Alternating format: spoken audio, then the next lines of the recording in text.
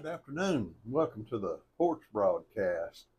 I wanted to do something a little bit different on this video. We haven't done much on gun videos because I'm understanding that they're not too YouTube friendly, or at least YouTube's not too friendly to those types of videos.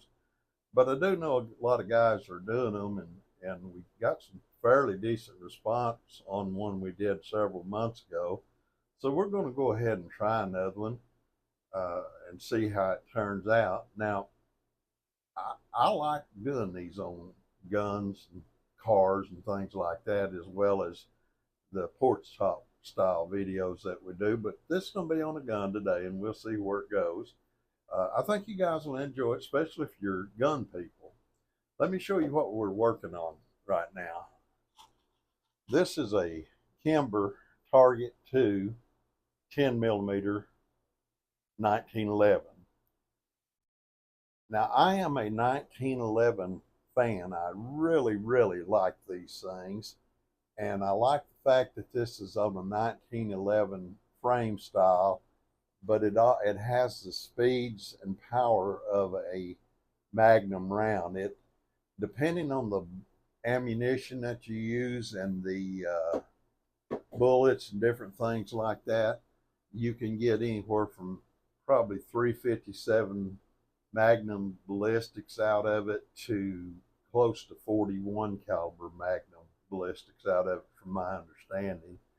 And this is really the first 10 millimeter that I've ever owned, and I've owned it for probably 10 years. And believe it or not, I've only shot this thing well, up until the other day when I started shooting it. In 10 years, I maybe shot 20-25 rounds through it, so I hadn't shot it much, which is not really unusual for me. I like guns, so I'll buy guns sometimes. I may not shoot them much, may not shoot them for a while. I had 144 Magnum I bought. It was 3 years before I ever fired a round to it. But, and I know that sounds crazy, and there's an explanation to that. I won't go into it right now because we're going to talk about this 10 millimeter pistol today. Now, I had trained a security team a few weeks ago, and we did a qualifier at the end of the training.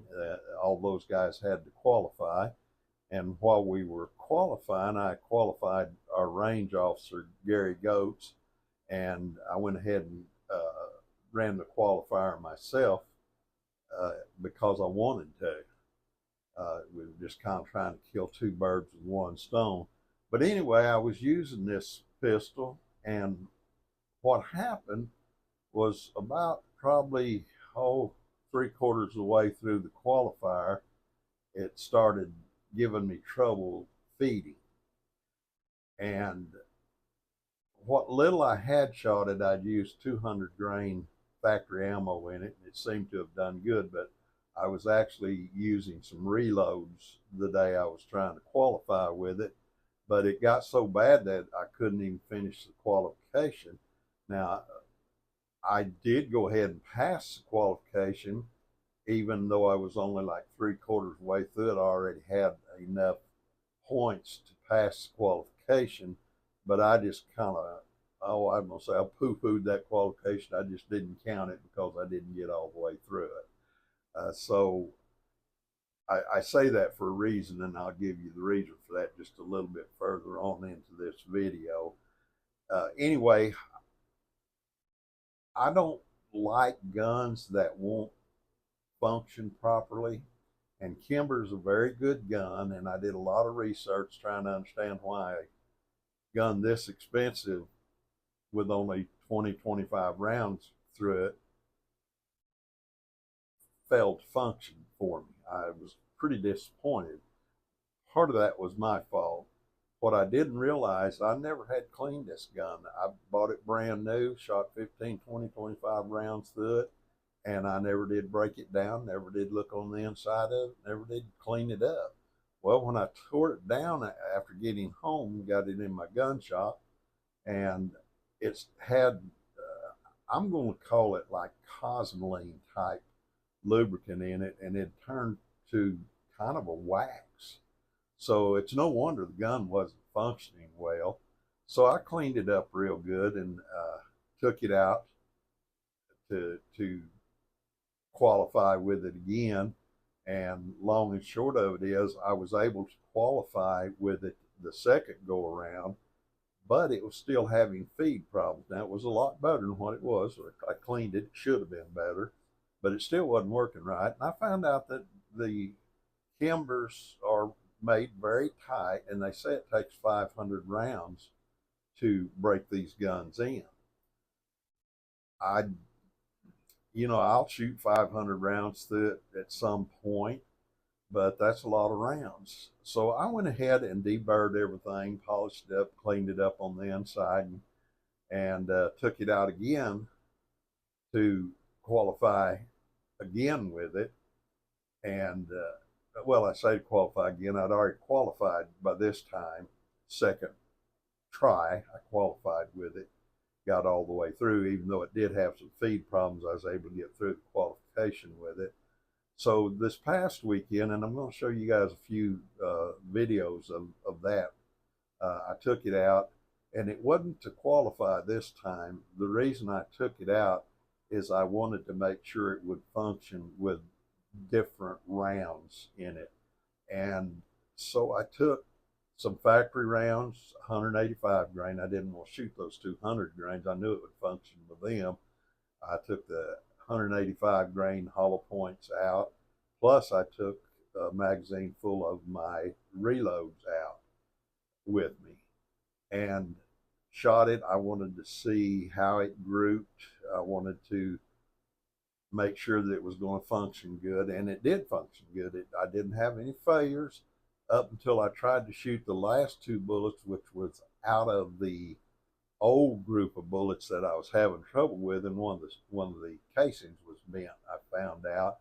Anyway, the last or second to the last shots that I fired, I did have a feed problem, but I located the problem. It was that case was bent, and it just wouldn't feed through. It was one of them I had problems with before, and I bent the case, didn't realize it. Anyway, the gun functions good now, and it's a gun that I would carry and trust. Now, a person may say, well, you could have just shot the 200 grains through it all the time and forgot about it. I don't like guns that operate that way. I don't like guns that you can only shoot one type of ammunition through. And I'm a gunsmith, and a decent one. And so, I can fine tune these things, and I actually fine tuned this one. I mean, I took this gun completely apart, actually lightened the trigger up on it some, and just some things like that, just fine tuning. And this gun is so immaculate right now. I'm telling you, this guy shoots so good that it's just fun to shoot. And it